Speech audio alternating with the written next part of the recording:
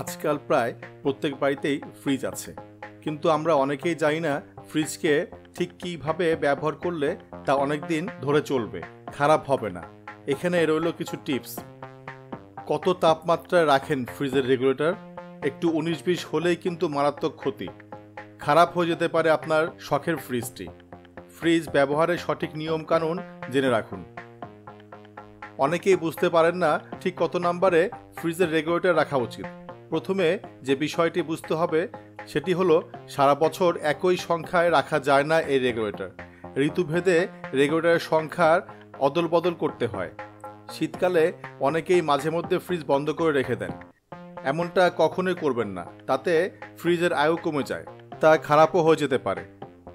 আসলে দীর্ঘক্ষণ ফ্রিজ বন্ধ রাখলে ফ্রিজের থাকা কম্প্রেসার ক্ষতিগ্রস্ত হয়। এর ফলে ফের যখন ফ্রিজ চালু করবেন তখন কম্প্রেসারকে অনেক বেশি কাজ করতে হয়, ফলে তা অনেক তাড়াতাড়ি অনেক বেশি গরম হয়ে যায়। কম্প্রেসার খারাপ হয়ে যাওয়ার প্রবল সম্ভাবনা থাকে। ফ্রিজের তাপমাত্রা শীতকালে কেমন থাকা ভালো? সাধারণত খাবার ঠান্ডা রাখার জন্য ও দীর্ঘ সময় ঠিক রাখার জন্য আমরা ফ্রিজ বা রেফ্রিজারেটর ব্যবহার করে থাকি। গরমকালে ফ্রিজের তাপমাত্রা নর্মাল রাখলেও শীতকালে কেমন রাখা উচিত তা আমাদের অনেকেই অজানা। খাবারের তাপমাত্রা যখন নির্দিষ্ট বিন্দুর উপরে উঠতে শুরু করে তখনই খাবারের দ্রুত ব্যাকটেরিয়া বাড়তে থাকে। আমাদের খাদ্যে তৈরি সব ব্যাকটেরিয়া যে খারাপ তা নয়, তবে অধিকাংশ খারাপ ব্যাকটেরিয়া আমাদের খাবারের গুণমান কমিয়ে দেয়, যার ফলে বিষক্রিয়া হওয়ার ঝুঁকি বাড়ে। তবে সঠিক তাপমাত্রায় ফ্রিজে খাদ্য সংরক্ষণ না করলে ফ্রিজে থাকার পরেও আমাদের খাদ্যে ব্যাকটেরিয়া হতে পারে। পরিবেশের সাথে সামঞ্জস্যপূর্ণভাবে ফ্রিজের তাপমাত্রা বজায় রাখলে আমাদের খাদ্য যেমন ভালো থাকবে তেমনি বিদ্যুৎ বিলও কম আসবে। শীতকালে যেহেতু আমাদের খাদ্য সংরক্ষণের সমস্যা কিছুটা কম, তাই সেক্ষেত্রে ফ্রিজের আদর্শ তাপমাত্রা কেমন হওয়া উচিত তা আমাদের জেনে নেওয়া ভালো। ফ্রিজের তাপমাত্রা শীতকালে কেমন থাকা ভালো এই সম্পর্কে বিস্তারিত আলোচনা করা হলো। চলুন তাহলে আজকের ব্লগে জেনে নেওয়া যাক ফ্রিজের তাপমাত্রা শীতকালে কেমন থাকা ভালো। আশা করছি আপনাদের অনেক উপকার আসবে। আবহাওয়া পরিবর্তন হওয়ার সঙ্গে সঙ্গে ফ্রিজের তাপমাত্রাও পরিবর্তন করতে হয়। বছরের পর বছর ধরে ফ্রিজ ব্যবহার করার পরও অনেক মানুষই এখনও কোন ঋতুতে আদর্শ তাপমাত্রা কেমন তা জানি না। যদি জানতেন তাহলে ফ্রিজের বিদ্যুৎ বিল যেমন কম আসতো তেমনি ফ্রিজ অনেক দিন টেকসইও হতো। এখনকার বেশিরভাগ আধুনিক ফ্রিজে বিভিন্ন ঋতুর চিহ্ন ব্যবহার করে রেগুলেটর দেওয়া হয়, আর যাদের ফ্রিজে আধুনিক রেগুলেটর দেওয়া নাই তারাও চাইলে তাদের ফ্রিজের তাপমাত্রা পরিবর্তন করে ব্যবহার করতে পারেন। ফ্রিজের এই পাওয়ার কন্ট্রোলার বা টেম্পারেচার কন্ট্রোলার সম্পর্কে জ্ঞান না থাকার কারণে আমরা অনেক সময় এটির পাওয়ার বেশি দিয়ে রাখি, ফলে ফ্রিজের খাবার বা যে কোনো জিনিস নষ্ট হয়ে যায়। ফ্রিজের রেগুলেটর কত রাখা উচিত আমাদের অবশ্যই জানতে হবে, নয়তো ফ্রিজের রেগুলেটর বাড়ানো থাকলে ফ্রিজ অনেক গরম হয়ে যাবে এবং অনেক বেশি বিদ্যুৎ খরচ হবে। চলুন তাহলে জেনে নেওয়া যাক ফ্রিজের রেগুলেটর কত রাখা উচিত। কোনো ফ্রিজের পাওয়ার টেম্পারেচার 0 থেকে 7 পর্যন্ত দেওয়া থাকে, আবার কোনো ফ্রিজে 0 থেকে 12 পর্যন্ত পাওয়ার টেম্পারেচার দেওয়া থাকে। পরিপূর্ণ ভর্তি ফ্রিজের রেগুলেটর কত রাখা উচিত? আপনার ফ্রিজটি যদি পরিপূর্ণ অবস্থায় খাবার বা বিভিন্ন জিনিস দিয়ে ভর্তি থাকে তখন আপনার ফ্রিজের রেগুলেটর 5 থেকে 6 বা 10 থেকে 11 রাখা উচিত। ফ্রিজের পাওয়ার টেম্পারেচার কম রাখলে ফ্রিজে রাখা জিনিস নষ্ট হয়ে যেতে পারে। 3 ভাগের 2 ভাগ ভর্তি ফ্রিজের রেগুলেটর কত রাখা উচিত? যদি আপনারা ফ্রিজের 3 ভাগের 2 ভাগ খাবার বা বিভিন্ন জিনিস দিয়ে ভর্তি থাকে তাহলে ফ্রিজের রেগুলেটর বা পাওয়ার টেম্পারেচার মাঝ বরাবর রাখতে হবে, অর্থাৎ ফ্রিজের রেগুলেটর 3 থেকে 4 বা 6 থেকে 8 এর মাঝে রাখা উচিত। কম পরিমাণে ভর্তি ফ্রিজের রেগুলেটর কত রাখা উচিত? আপনার ফ্রিজটি যদি কম পরিমাণে খাবার বা বিভিন্ন জিনিস দিয়ে ভর্তি থাকে তখন আপনার ফ্রিজের রেগুলেটর 2 থেকে 3 বা 3 থেকে 5 রাখা উচিত। ফ্রিজের পাওয়ার টেম্পারেচারের বেশি দিয়ে রাখলে শুধু বেশি বিদ্যুৎ খরচ করতে হবে আপনাকে। শীতকালে ফ্রিজের তাপমাত্রা রাখা উচিত 1.7 থেকে 3.3 ডিগ্রি সেলসিয়াসের মধ্যে। সাধারণত ফ্রিজের নর্মাল চেম্বারের তাপমাত্রা রাখা উচিত 40 ডিগ্রি ফারেনহাইট বা তার নিচে, আর ডিপ ফ্রিজের তাপমাত্রা রাখা উচিত 0 ডিগ্রি ফারেনহাইট বা তার কম। ফ্রিজের খাবার সংরক্ষণের আগে যেসব বিষয় মাথায় রাখা উচিত। ফ্রিজের তাপমাত্রা শীতকালে কেমন থাকা উচিত তা তো জানলেন। এখন চলুন ফ্রিজের খাবার সংরক্ষণের আগে যেসব বিষয় মাথা রাখা দরকার তা জেনে আসি। যে কোনো খাবার ফ্রিজে রাখার আগে অবশ্যই তার স্বাভাবিক তাপমাত্রায় ঠান্ডা করে নেওয়া উচিত। তা না হলে খাবার নষ্ট হয়ে যাবে, এমনকি ফ্রিজের শীতলতাও কমে যাবে। তাছাড়া ফ্রিজে অবশ্যই খাবার ঢেকে রাখতে হবে। ফ্রিজের দরজা ঠিকমতো বন্ধ হয়েছে কিনা তা লক্ষ্য রাখতে হবে। ফ্রিজের চারপাশে থাকা গ্যাসকেট ফ্রিজের ভেতরের পরিবেশ ঠান্ডা রাখে। যদি গ্যাসকেট ফুটো হয়ে থাকে তাহলে ঠান্ডা বাতাস বের হয়ে গরম বাতাস ভেতরে ঢুকতে পারে, এতে ফ্রিজের খাবার নষ্ট হয়ে যেতে পারে। তাই যতটা সম্ভব ফ্রিজের দরজা বারবার খোলা বন্ধ করা উচিত নয়, কারণ দরজা বেশিক্ষণ খুলে রাখলে ফ্রিজের ভেতরের শীতলতা কমে যায়। অন্যদিকে ফ্রিজ একেবারে খালি না রেখে মোটামুটি ভর্তি রাখাই ভালো, এতে করে ফ্রিজ শীতলতা বজায় থাকে অনেকক্ষণ। তবে খাবার রাখার সময় ভেতরে বাতাস চলাচলের জায়গা রাখা যেতে পারে। ফ্রিজের সঙ্গে স্টেবিলাইজার রাখা উচিত। অনেক সময় আমাদের কারেন্টের ভোল্টেজ ওঠানামা করে, যার কারণে ফ্রিজের ক্ষতি হওয়ার সম্ভাবনা থাকে। তবে স্টেবিলাইজার ব্যবহার করলে এই সমস্যা থেকে মুক্তি পাওয়া যায়।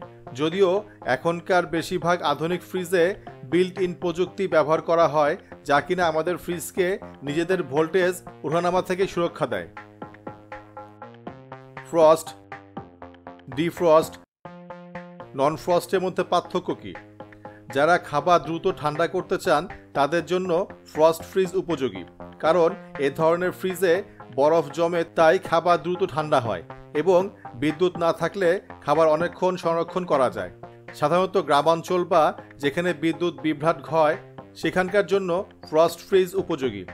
ডিফ্রস্ট ফ্রিজ খুব বেশি বরফ তৈরি হয় না, যদিও এ ধরনের ফ্রিজও অনেকক্ষণ খাবার সংরক্ষণ করতে পারে বিদ্যুৎ না থাকলেও।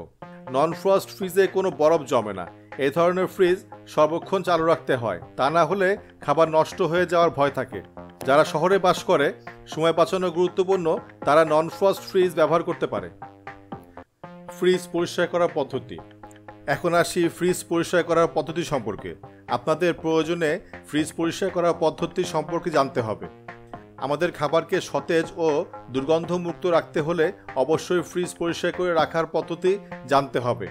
ফ্রিজ পরিষ্কার পরিচ্ছন্ন না রাখলে আমাদের খাবারও সতেজ এবং পরিচ্ছন্ন থাকবে না। তাই আমাদের জন্য ফ্রিজ পরিষ্কার করার পদ্ধতি জানা অত্যন্ত জরুরি। ফ্রিজ পরিষ্কার ও দুর্গন্ধযুক্ত হওয়ার পেছনে বিভিন্ন ধরনের কারণ থাকে, এজন্য উচিত হবে আমাদের নিয়মিত ফ্রিজ পরিষ্কার রাখা। ফ্রিজে পরিষ্কার করার পদ্ধতি না জানলে আমাদের ফ্রিজে রাখা খাবার নষ্ট হতে পারে এবং বিভিন্ন ধরনের সমস্যা দেখা দিতে পারে। তাই আসুন ফ্রিজ পরিষ্কার করার পদ্ধতি জেনে নেই। সর্বপ্রথম আমাদেরকে বিদ্যুৎ সংযোগ বিচ্ছিন্ন করতে হবে এবং দরজা খোলা রাখতে হবে, ফলে নিজে নিজে ফ্রিজ থেকে বরফ গলে যাবে। অতিরিক্তভাবে বরফ সরানোর জন্য আপনাকে নতুন কোনো কৌশল গ্রহণ করতে হবে না।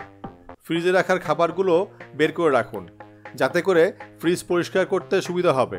এরপর এগুলো একটি বালতিতে রেখে উপর দিয়ে ঢেকে দিন, তাহলে বরফ গলবে না এবং আপনার খাবারগুলো অন্তত ফ্রিজ পরিষ্কার করা আগ পর্যন্ত ভালো থাকবে।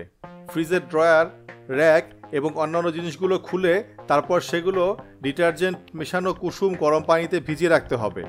কিছু সময় রেখে দেওয়ার পর সেগুলো স্পঞ্জ দিয়ে ভালো করে পরিষ্কার করে দিতে হবে। এরপর তোয়ালে ব্যবহার করে সেগুলো সুন্দর করে মুছে নিন।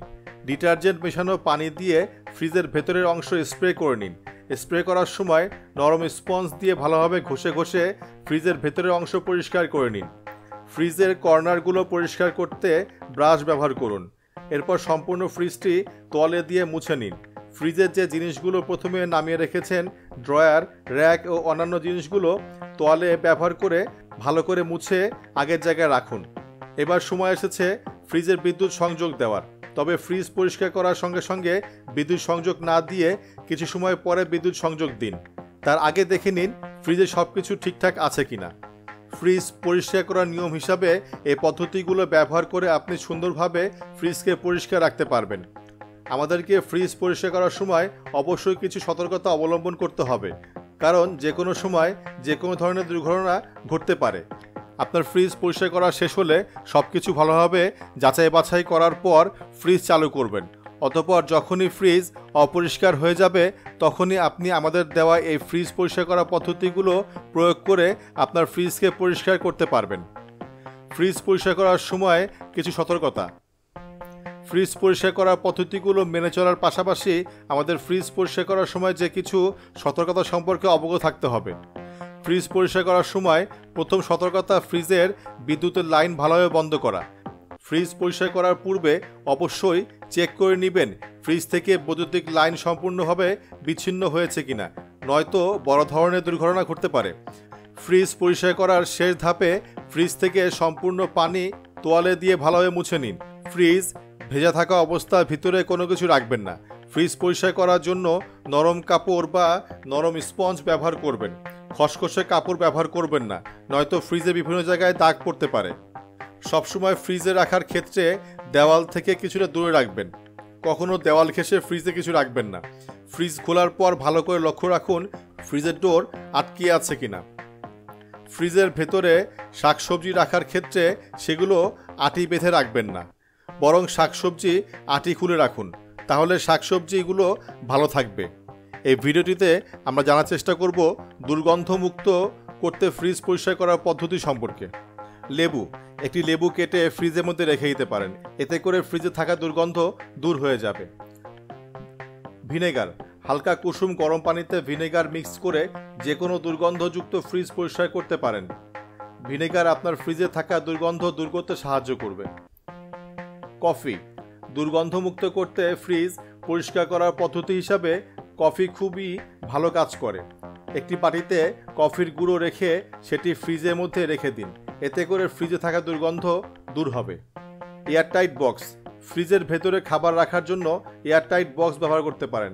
বিশেষ করে পেঁয়াজ বাটা, আদা বাটা, রসুন বাটা ইত্যাদি মশলাগুলো এয়ারটাইট বক্সে রাখলে ফ্রিজে দুর্গন্ধ কম হবে। বেকিং সোডা, দুর্গন্ধমুক্ত করতে ফ্রিজ পরিষ্কার করার পদ্ধতি হিসাবে বেকিং সোডা খুবই কার্যকরী।